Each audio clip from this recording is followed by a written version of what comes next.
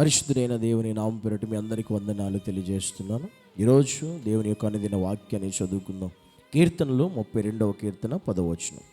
భక్తిహీనులకు అనేక వేదనలు కలుగుచున్నవి, యెహోవా యందు నమ్మిక ఉంచు వానిని కృప ఆవరించుచున్నది. ఈరోజు మన జీవితంలో దేవుని కృప నీకు నాకు ఆవరించాలి అని అనుకుంటే, నిజంగా దేవుని కృప మన మీద ఆవరించాలనుకుంటే, దేవుడు వాక్యం ఆయన యందు నమ్మిక ఉంచితే చాలు, ఇంకేం అవసరం లేదు.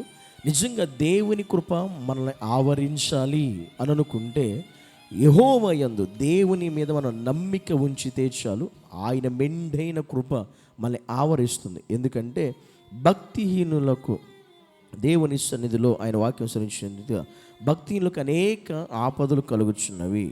భక్తిహీనుల జీవితాల్లో, దేవుని నమ్మని వారి జీవితంలో, దేవుని మీద నమ్మిక లేని వారి జీవితంలో అనేకమైన వేదనలు, అనేకమైన బాధలు కలుగుతున్నాయి. అయితే దేవుని వాక్యం చెబుతుంది, ఆయన యందు నమ్మిక ఉంచిన వారికి మీద మాత్రం ఆయన కృప ఆవరించుచున్నది అని వాక్యం మనకి బోధిస్తూ ఉంది.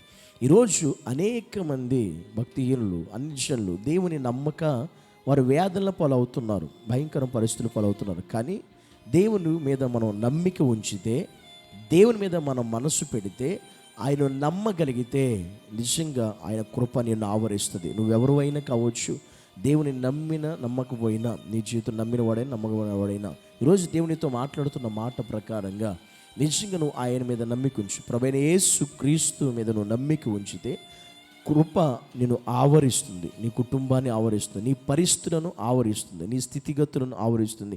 ఆ కృప ద్వారా దేవుడు సమస్తము కూడా మార్చివేయగలుగుతాడు. ఎందుకంటే భక్తులు అనేక మంది జీవితాల్లో దేవుడు ఏం కార్యాలు చేశాడంటే, వాళ్ళు బలహీనులైనప్పుడు దేవుడు అన్నాడు, నా కృప నీకు చాలు అన్నాడు దేవుడు. వారు ముందుకు వెళ్ళలేని పరిస్థితులు ఉన్నప్పుడు దేవుని కృప వారికి తోడై ఉండి నడిపించగలిగింది. వారి జీవితంలో వారికి అసాధ్యమైన పరిస్థితులు ఎదురైనప్పుడు దేవుని కృప వాళ్ళని ఆవరించి వారికి అసాధ్యమైన వాటిని సుసాధ్యంగా మార్చగలిగింది. కనుక ఈరోజు మన జీవితాల్లో కూడా దేవుడు మాట్లాడుతున్న విషయం ఏంటంటే, నిజంగా దేవుని కృప నీ మీద, నీ కుటుంబం మీద, నీ పరిస్థితుల మీద ఆవరించాలి అంటే ఖచ్చితంగా ఆయనను మాత్రం నమ్ము చాలు. నమ్మిక ఉంచు, యేసయ్యను నమ్ము. నీ నమ్మిక చొప్పున నీకు ఆయన చేసే దేవుడు. నువ్వు నమ్మితే చాలు, ఆయన అద్భుతం చేస్తాడు, ఆశ్చర్యకరం జరిగిస్తాడు, ఆయన కృప విస్తరింప చేస్తాడు మన మీద. కనుక నీలో నాలో కలగవలసింది ఆ యేసయ్య మీద నమ్మకం కలగాలి, ఆ నమ్మిక ఉంచాలి. యథార్థంగా ఆయన నమ్మితే చాలు. ఆ ఒక్క నమ్మికను బట్టి ఒక అన్యుడే యేసయ్య దగ్గరకు వచ్చాయా, నా కుమారుడు చావుమృతి మధ్య ఉన్నాడు, వాడు బ్రతకాలి అని ఆశపడితే దేవుడు అంటాడు, నమ్మిక మాత్రం ఉంచు అంటాడు దేవుడు.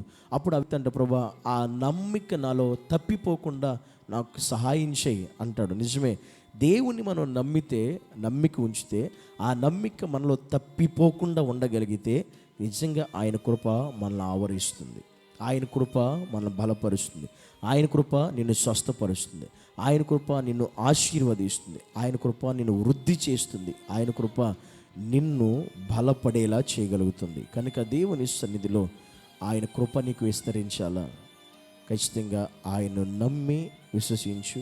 ఆయన కృప నీ మీద బలముగా పనిచేస్తుంది. కళ్ళు మూసుకుందాం, ప్రార్థన చేద్దాం. పరిశుద్ధుడు అయిన తండ్రి, నీకు వందనాలు ప్రభా. నీ సన్నిధిలో ఇంకా నీ కృప కోసం ఎవరైతే ఎదురు చూస్తున్నారో, నీ కృప ఆవరించాలని ఎవరైతే అనుకుంటున్నారో వారికి నీ మీద నమ్మిక కలిగించేయండి, నీ మీద విశ్వాసం కలిగించేయండి, నమ్మికను పుట్టించి నీ మీద నమ్మిక ఉంచిన ప్రతి ఒక్కరి మీద నీ కృప కలుగునుగాకని ప్రార్థిస్తున్నాను తండ్రి. నీవి అట్టి బలమైన కృపను నీ బిడ్డల మీద కృమ్మరించి సహాయం చేసి ప్రతి ఒక్కరిని నీ కృప ఆవరించినట్లుగా సహాయం చేయమని యేసు నామములో ప్రార్థించి వేడుకుంటున్నాము తండ్రి. ఆమేన్.